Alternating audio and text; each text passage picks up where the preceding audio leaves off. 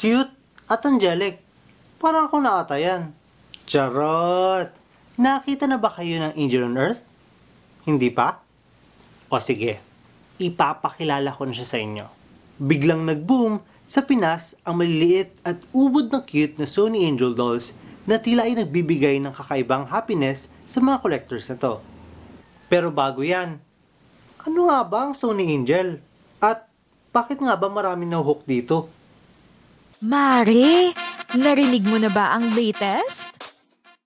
May kakaibang charm at features, ganyan kung i-describe ng collectors ito ang 3-inch Kewpie-like Sony Angel doll na may pakpak at iba't ibang headgear. Pero hindi siya lumilipad dinidisplay at pinaglalaroan lang siya, okay? Kagaya rin ng iba't ibang collectibles, may different unique selling points ang Sony Angels. Blind box ito kung ibenta, meaning hindi mo alam kung ano makukuha mong Sony Angel until ma-open mo ito. Parang mystery gift lang, di ba? Basically, ang alam mo lang is kung anong series ng Sony Angel ang makukuha mo. Dahil na rin sa design ng boxes nito. Pero alam niyo ba na matagal na may Sony Angels? Unang nilabas ng Japanese toy company na Dreams ang Sony Angels in March 2005 bilang 18cm collectible doll. Ayon kay Toru Shioya, na siyang designer nito, inspired ang Sony Angel sa isang cartoon comic strip noong 1900s na nilikha ni Rose O'Neil na ang tawag ay Kewpie. Parang Sony Angel din ang itsura nitong mga Kewpie dolls na sumikat noong 1910s. Pero may mga visible differences naman, katulad na lamang ng direksyon ng mga mata at usually bare ang Sony Angel at headgear lang ang suot. Ayon din kay Shioya, little boyfriend daw ang concept ng mga manikang ito na nagsisilbing source of comfort na mga kababaihan na nasa edad 20 years old pataas.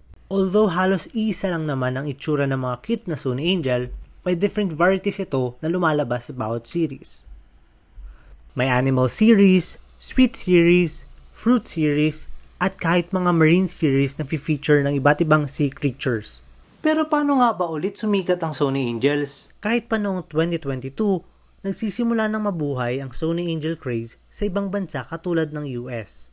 Dahil dito, marami na nga na in love at nagsimulang mag-collect ng Sony Angels na tinuguriang mini boyfriend kahit sa Pilipinas. Para mo na nga talaga silang jowa kasi pwede mo silang isama kung saan-saan. TikTok algorithm na naglalaman ng iba't ibang videos ng Sony Angels, pagdami ng Facebook groups, marketplaces, at iba't ibang selling posts sa X at influence ng mga kaibigan and ilan sa mga rason kung bakit mas dumadami pa ang nakakaalam at nagsisimula rin ng kani-kanilang Sony Angel collections dito sa Pilipinas. Alam niyo kung ano pa nakakatawa about the Sony Angel community? Iyon yung nabubuo nilang shared experiences kung saan nagbi-meet mga collectors, dala mga angels nila, and they take photos together. Katulad na lang ng third-year college student na si Zarin Kasahe na naging collector ng Sony Angels nitong Marso lamang. Nakakatawa kasi bago pa siya makilala dito sa Philippines, parang nakita na siya ng girlfriend ko sa Pinterest. Ilan na Sony Angel mo? 17, tapos meron pang parating na 5. At syempre as a collector, may favorite rin siyang Sony Angel. Itong Tiger, kasi una sa lahat, nag-aaral ako sa UST. First Sony Angel ko, itong Chihuahua, kasi akala ko Shiba Inu siya. Tapos naman ko, Chihuahua pala siya nung nakuha ko na siya. Pero okay lang kasi cute pa rin naman siya. Paano ka nakakapag-collect? Ang nasa expensive side yung Sony Angel, di ba? Ano ako nakamolekta?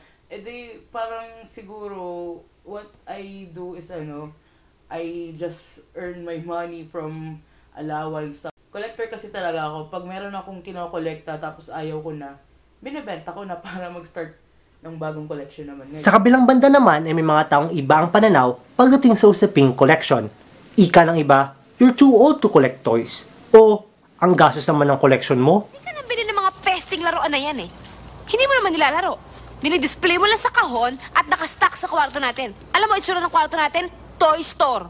Sa amin nga mga kolektor, you can't take it out of the box kasi nga you lose 50% of its value. Wala ka kasing alam eh. Mr. Collector, okay? Ang laruan para laruin, hindi para bulukin sa box. It makes me really happy. Kasi parang sa mga panahon ngayon kasi I just try to cope. Lalo na't mag-isa ako nakatira dito sa condo, wala akong kasama. And malayo ako sa magulang ko and mga kapatid ko. Mare, ngayong alam mo na kung anong Sony Angels, for sure gets mo na kung bakit hindi ito laruan lamang, kundi isang bagay na nagbibigay umano ng kasiyahan sa mga nagko-collect nito. Kaya naman, abangan sa susunod naming episode ng Bakit There's More Than Collecting Than Spending and Hoarding pagdating sa collectors. But they would just like to fill in the gap. If one would have trauma, neglect, abuse, okay, all of this, so this form part of the inner child pains. That's why as we grow older, we would like to venture into inner child healing.